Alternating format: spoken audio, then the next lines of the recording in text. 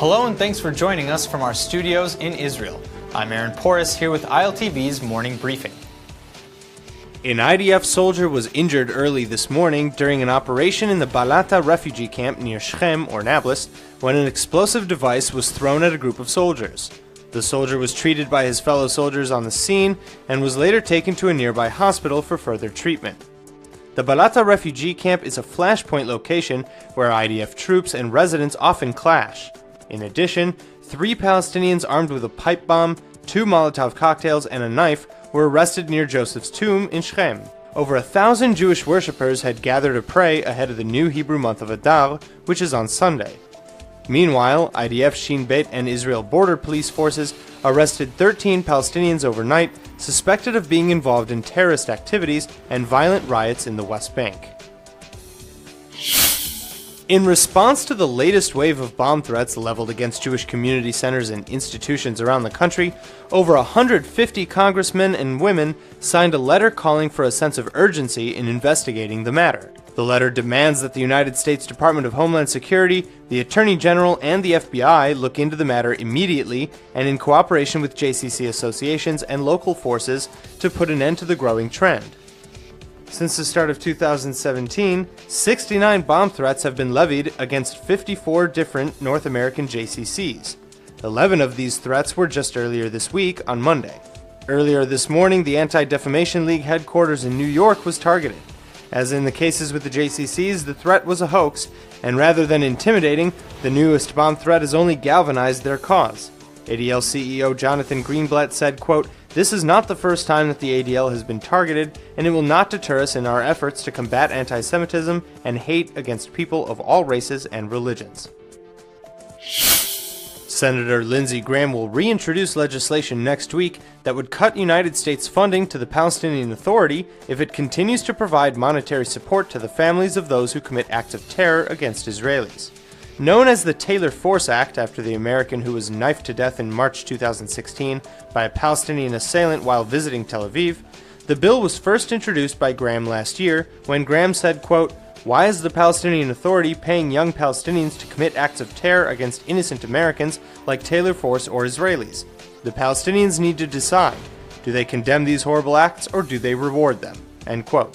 Force, who was 29 years old at the time, had served in Iraq and Afghanistan, was a graduate student at Vanderbilt University, and was traveling with other students on a program studying global entrepreneurship.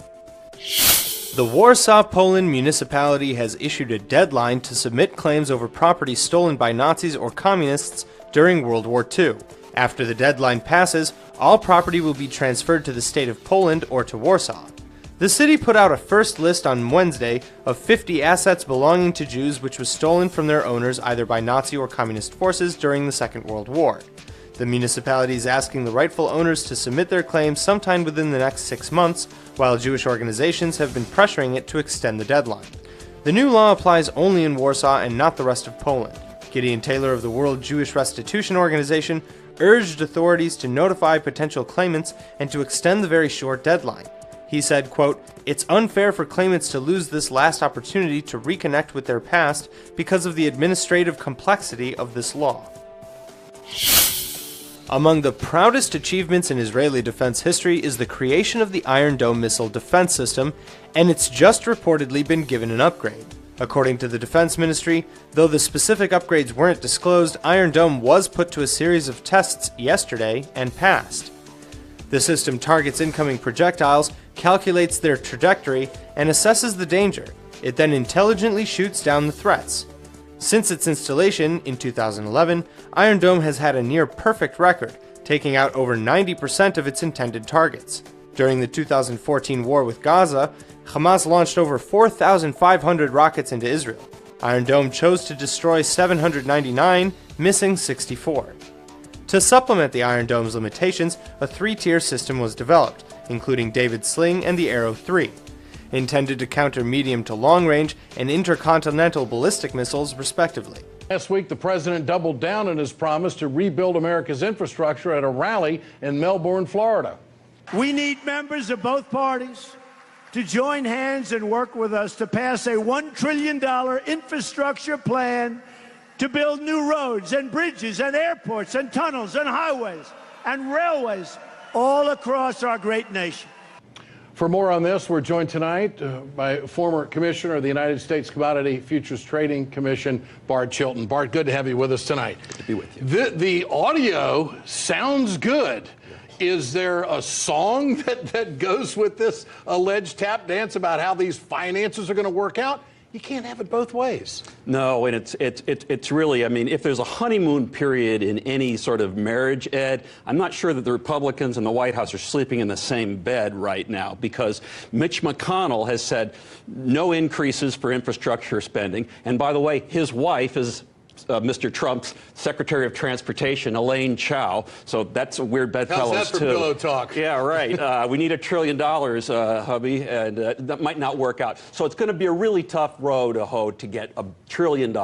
Well, do you think the president will get any kind of commitment? Because, as you pointed out in the past, the Republicans are in a unique political position right now. Their leadership is experienced from the standpoint of finance. They ought to be able to figure this out. Right. Well, Orrin Hatch, as you know, the chair of the Senate Finance Committee, he is a guy that works with in a bipartisan fashion. And Paul Ryan, the Speaker of the House, used to be chair of the Tax Writing Committee in the House, the Ways and Means Committee. So there is a potential getting together on these things. The Democrats have put forward their own $1 trillion infrastructure bill. Now, this would be a good thing. I mean, no kidding aside, 15 million jobs, and we could use those, and our roads are crumbling. Well, I think the folks that are living south of that dam in California would like a little bit better structure.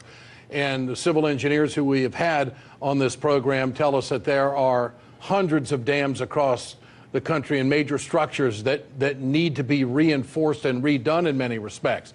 It takes money, but does Washington have the political will?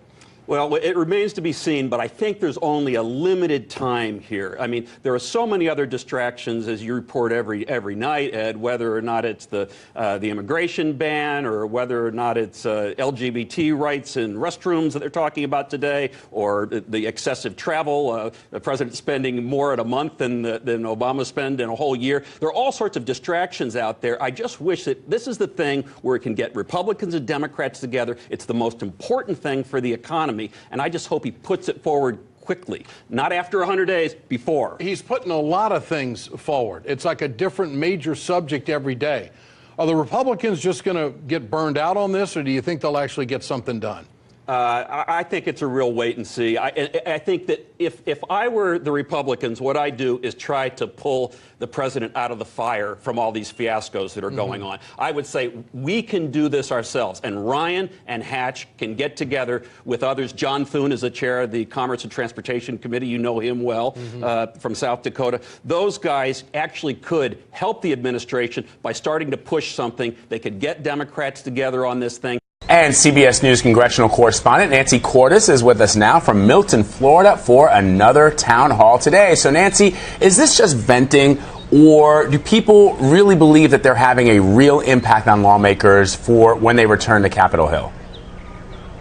I think it's both, Vlad. I've talked to a lot of progressive voters, a lot of Democrats who say that they were just motivated by concerns about this president to come to town halls when they've never attended town halls in the past, just to get it out there. And you can tell when these town halls actually start that they're just desperate to get it out of them. And that does lead to some of the scenes that you've observed where everyone's talking over each other and you really can't make much sense of what anybody is saying. But they say they are angry about a number of things when it comes to Donald Trump. They feel that Republican lawmakers should be pushing harder for him to release his tax returns. They don't like some of the things that he has said about minority groups. They don't like the directions that his policies are going in, and they want Republican lawmakers to stand up to him. Interestingly, as you saw in that piece, there are a number of areas where Republican lawmakers simply aren't willing to take the hit for Donald Trump, and they say, well, that's a great question. I agree with you. I am going to stand up to him if he says that the press is the enemy, for example, of the American people. So, they're not going to take a bullet for him on some issues, but on others, they are standing by him and they say, I may not agree with everything that he says, but I agree with a lot of his policies, and I am going to work with him to enact those policies, even if some of the people who are currently attending these town halls disagree with them. You know, Nancy, we've covered a few of these town halls now, and it occurred to me that not only do the lawmakers have to answer questions about policy and the Trump administration, but here you have a president who is frequently tweeting out his feelings, and he tweeted out how he felt about what he called the so-called angry crowds, that they were planned activists, and I wonder if some of those angry people in the crowds have now begun to ask their lawmakers about those tweets. Oh, absolutely. The tweets are a big feature of these town halls. I heard you use the word epidemic the other day. You're not shy to throw around that word. Is it truly at that level in Central Florida, of all places? It is at that level across the United States. There's not a day goes by that we all don't arrest a lot of illegal aliens that are out here preying on the people in this country. And they're committing felonies, violent felonies, and they're trafficking in narcotics. Okay. And if that's not enough... Yeah, keep going. If that's not enough, we deport them, they come back and pick up doing the same thing again. Sheriff, what is your solution in this? My solution is simply this. If you went home this afternoon and there was water flowing in your house, would you start mopping it up, or would you first turn off the source of the leak? We have to turn off the source of the leak. We have to get these illegal criminals, these illegal aliens out of this country and keep them out. I understand. They are I understand preying your on our passion. people. You have to do it right. You would agree with that, correct? Absolutely. Okay, then what is the correct way, sir? The correct way is simply this. We already have the laws in place. All we have to do is have the will of the federal government, and for the first time in many, many, many years, we have that will. We're seeing a total different attitude by Immigration and Customs already. And what we have to do is pick them up, keep them locked up until they're deported to their home country of origin. And I can tell you this, the community will be safer, less drugs will flow on our streets, and there will be less weapons violence. Every day my detectives go out and they seek out and arrest people for violating the drug laws. Many of those folks are illegal aliens here with guns, posing a specific danger to our deputies, to our law enforcement officers, and to the communities. But I have a simple question for those who think there's a problem with that. Why don't you take them home with you? Why don't you rent them a home next door to you? Because you know they're living next door to somebody in our community, and they're terrorizing them. Well, I know you're focused on law and illegally. order, you know, and I just They gotta go. Just to interject this here, others are focused on the economy. Do you think we take a hit economically if you get what you're talking about today? Oh, I absolutely do not think we take an economic hit, because I come from a community that's both suburban and rural, a lot of farmers. The people we arrest, they're not harvesting any vegetables or any citrus. Urged the government to abandon its planned deportation of asylum seekers. They particularly voiced concern over the fate of Afghan refugees, who are the second largest group of asylum seekers after the Syrians. U.S. Secretary of State Rex Tillerson has landed in Mexico for a meeting with President Enrique Peña Nieto. The two sides are to discuss trade, ways to curb illegal immigration, and drug trafficking. Mexico's foreign minister had earlier said that he would not accept new U.S. immigration policy proposals, that is. And Amnesty International has released an annual report on human rights. Amnesty's Africa team has reported horrible rights practices in the volatile continent. Amnesty has called on many governments across the world, including that of Nigeria, to address concerns emanating from rights violations in those countries.